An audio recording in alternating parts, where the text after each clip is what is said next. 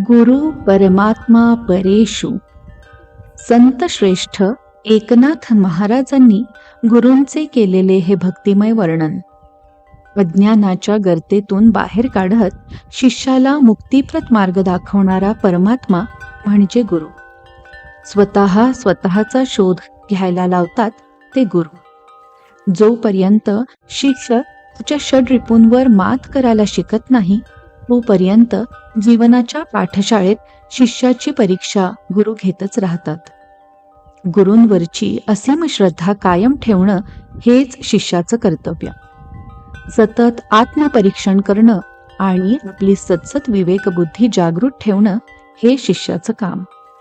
जिथे मीपणा आला तिथे श्रद्धा भक्तीच्या आवरणाला तडा गेलाच म्हणून समजावा. आपण जरी चुकलो किंवा चुकतो आहोत हे लक्षात आल्यावर आपली चूक प्रामाणिकपणे मान्य करता आली पाहिजे. हा प्रामाणिकपणा आणि चूक सुधारून त्यावर मात करण्याचं सामर्थ्य देतात हे गुरु.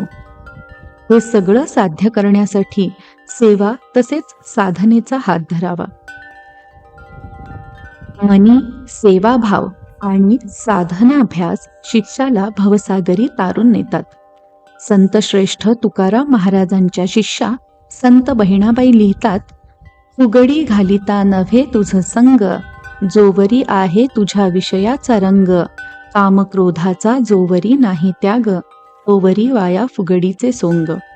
इच्छेची या संगे नको फिरू रानो रान, सांडी सांडी अभिमान, कामक्रोध लोभ यांचा करी मनोभंग, गुणातीत स्वामी माझा ध्यानी पांडुरंग, गुणातीत स्वामी माझा ध्यानी पांडुरंग.